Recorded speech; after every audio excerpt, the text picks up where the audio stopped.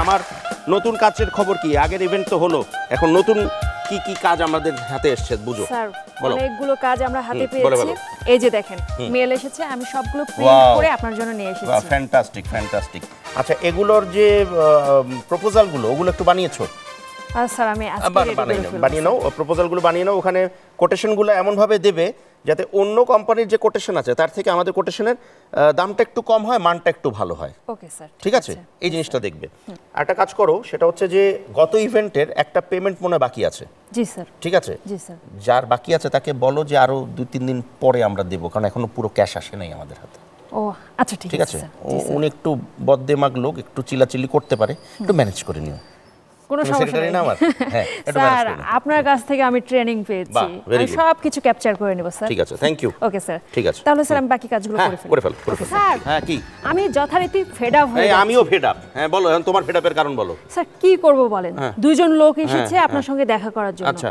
আমি বলছি আপনার নাম কি, ঠিকানা কি বলে বলুন। না। আমি আচ্ছা, আমি স্যারের একটা কাছে জিনিস যাই। বুঝি না, এই অফিসে যারাই আসে যদি নাম ঠিকানা জিজ্ঞেস করা হয় কেউ বলে না কেন? স্যার একই কথা বলে যে আপনার পূর্ব পরিচিত। আমি কি করব স্যার? এখন স্যার আপনার অনুমতি না নিয়ে আমি একটা পানিশমেন্ট দিয়ে দিয়েছি। কিরকম? অলরেডি 1 ঘন্টা বসিয়ে রেখেছি, চা দাও নাই, তাই তো?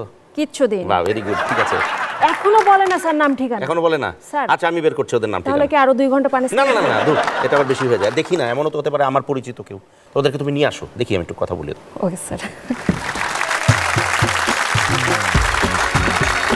আরে নমস্কার দাদা। শাহজাদার সাইফুল তো বলবে না? ও এতবার জিজ্ঞেস করলো নাকি এটা সারপ্রাইজ দেওয়ার জন্য তোমরা বলো নাই না? আমরা তো ভেবেছি যে আপনাকে এসে আমরা সারপ্রাইজ দেবো। ও আচ্ছা, আমি বুঝে কিন্তু গেছি। আতিথেয়তাতে দাদা খুব কষ্ট পেলাম। আমি তো আমি চা দেইনি। আর আমি তো তর্ক করে কুলেই উঠতে পারতেছিলাম না। আচ্ছা আচ্ছা, সুন্দরী মনে করে মাফ করে দাও। তোমরা তো আবার সুন্দরীদেরকে এমনি একটু পছন্দও করো, তাই না? মাফ করে দাও। আমরা কিন্তু এই জন্যই রেখেছেন, বুঝতে পেরেছি যারা মেজাজ গরম করে আসবে হ্যাঁ, সুন্দর এখন থেকে ঠান্ডা হয়ে গেল। ঠান্ডা হয়ে যাবে। বাহ, বাহ, খুব ভালো। তুমি বসো, তুমি তাহলে কাজগুলো করো, আমি একটু ওদের সাথে একটু কথা বলে নিই। ঠিক আছে, ওকে, আসো আসো। কি অবস্থা বলো, কতদিন পর? সাইফুল, কি খবর? শাহজাদা, বল। দাদা তো একদম নতুন অফিস না, একদম একদম নতুন অফিস নিলাম, ভালো হয়েছে তোমরা আসছো, আমিও খুশি হলাম।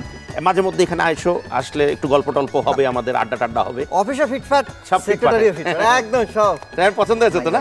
ফ্রুটসও আছে। আচ্ছা, এখন বলো, গল্প বলো আমাকে। অনেক দিন তোমাদের সাথে কথা হয় না, জোক টোক মারা হয় না, 2-একটা জোক টোকই না হয় শোনাও একটু।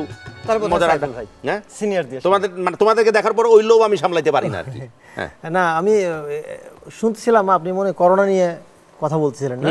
মানে দীর্ঘদিন আমরা এই ধকল কাটায় উঠছি, প্লাস আবার মনে হয় ধাক্কার দিকে যাচ্ছি। যাচ্ছি। তো অফিসে এক কলিগ আরেক কলিগকে বলতেছে যে আমরা দীর্ঘদিন কিন্তু মাস্ক পরতেছি না, এটা তো করোনা যদি চলেও যায় আমাদের টানা 2 মাস মাস্কটা মাথার পিছন দিয়ে পড়তে হবে। পিছন দিক দিয়ে। কেন হ্যাঁ। কান দুটারে সঠিক জায়গা মতো ফিরে আনার জন্য।